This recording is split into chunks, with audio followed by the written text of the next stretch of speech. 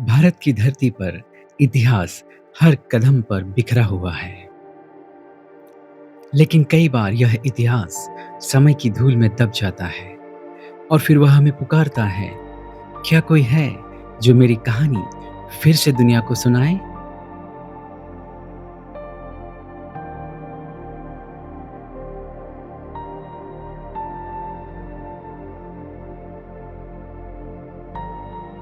आज मैं खड़ा हूँ बिहार के पूर्वी चंपारण जिले में स्थित विश्व के सबसे विशाल बौद्ध स्तूपों में से एक केसरिया स्तूप के सामने।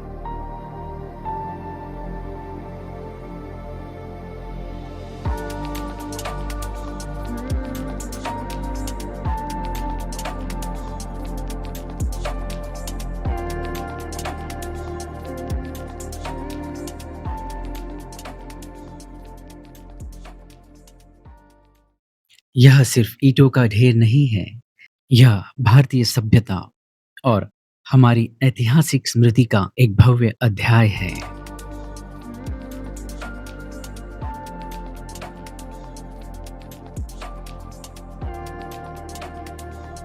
इतिहासकारों के अनुसार यह वही स्थान है जहां भगवान बुद्ध ने अपने अंतिम दिनों में वैशाली से कुशीनगर की यात्रा के दौरान ठहराव किया था।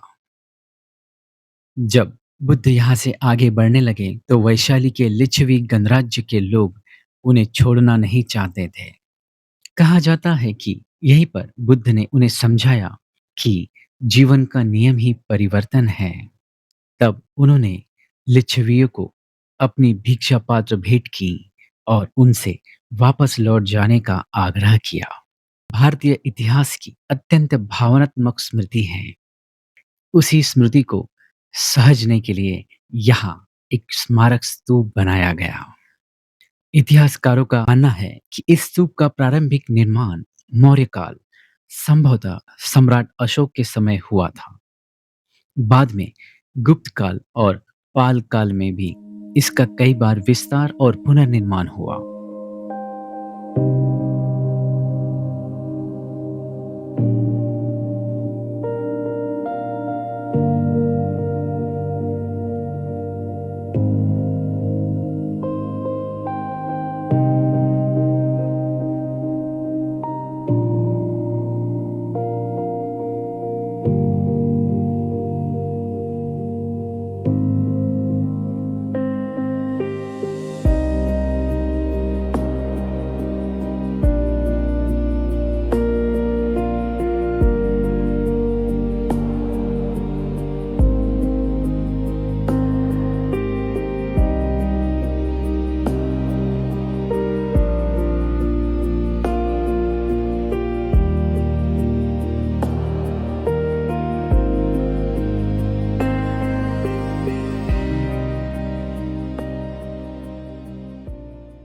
आज जो विशाल संरचना हम देखते हैं वह लगभग 104 फीट ऊंची है।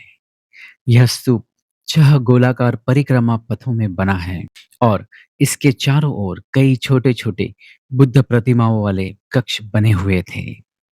पुरातत्वविदों के अनुसार यह स्तूप कभी एक भव्य बौद्ध तीर्थ रहा होगा, जहां दूर-दूर से भिक्षु और यात्री आते थे। 7वीं शताब्दी में भारत आए प्रसिद्ध चीनी बौद्ध यात्री हुएनसांग ने भी अपनी यात्रा वृत्तांत में इस विशाल स्तूप का वर्णन किया है। उन्होंने लिखा कि यहाँ बुद्ध से जुड़ी स्मृतियों के कारण यह स्थान अत्यंत पवित्र माना जाता था।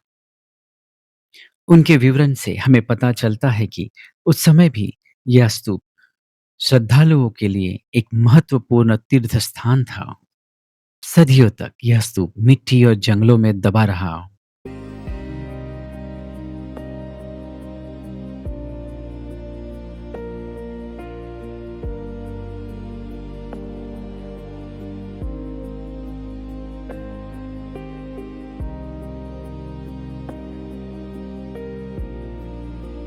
और ब्रिटिश काल में महान पुरातत्वविद अलेक्जेंडर कनिंघम ने इस क्षेत्र का सर्वेक्षण किया और इस स्थल की ऐतिहासिक महत्व को पहचाना।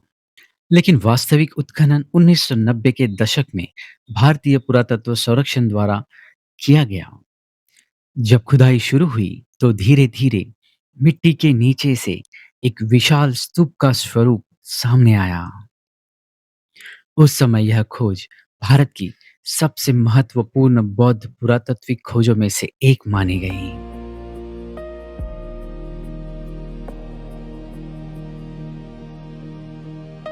लेकिन आज भी इस स्तूप का केवल एक हिस्सा ही सामने आया है।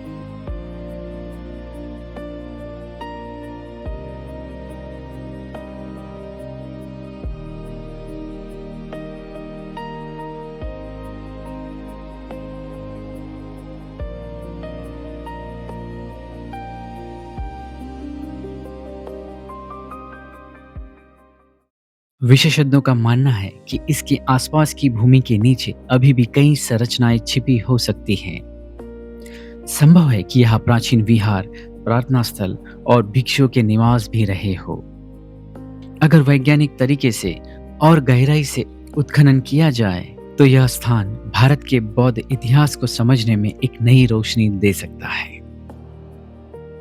इतनी महान ऐतिहासिक विरासत होने के बावजूद आज केसरी स्तूप की स्थिति काफी चिंताजनक है। यहाँ चारों तरफ ऊंची घास और बड़े-बड़े पेड़ उग आए हैं। कई जगहों पर ईंटों की संरचना कमजोर हो रही है।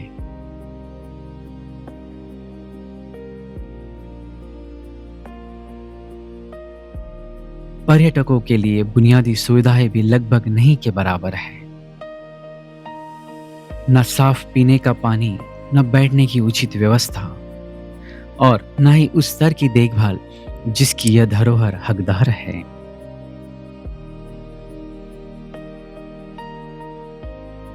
यह स्थिति देखकर मन में एक सवाल उठता है, क्या हम अपनी ही विरासत को भूलते नहीं जा रहे हैं?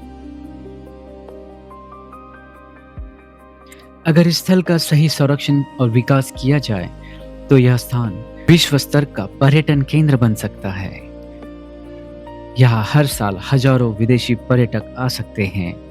स्थानीय लोगों को रोजगार के अवसर पैदा हो सकते हैं और सबसे महत्वपूर्ण बात, भारत की विरासत को दुनिया के सामने सही रूप में प्रस्तुत किया जा सकता है।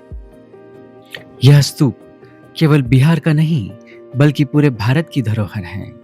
यह हमें उस समय की याद दिलाता है जब भारत ज्ञान, करुणा और शांति का केंद्र था। इसलिए आज जरूरत है कि भारत सरकार, पुरातत्व विभाग और समाज के सभी जागरूक लोग मिलकर इस धरोहर को बचाने का प्रयास करें, क्योंकि इतिहास केवल किताबों में नहीं रहता, वह इन स्मारकों में सांस लेता है। और अगर हम इन्हें नहीं बचाएंगे, तो आने वाली पीढ़ियां हमसे यही सवाल पूछेगी, क्या हमने अपनी विरासत की रक्षा की या उसे समय की धूल में खो जाने दिया? केसरिया स्तूप आज भी खड़ा है, शांत, विशाल और प्रतीक्षा में। प्रतीक्षा इस बात की कि हम उसकी आवाज सुने।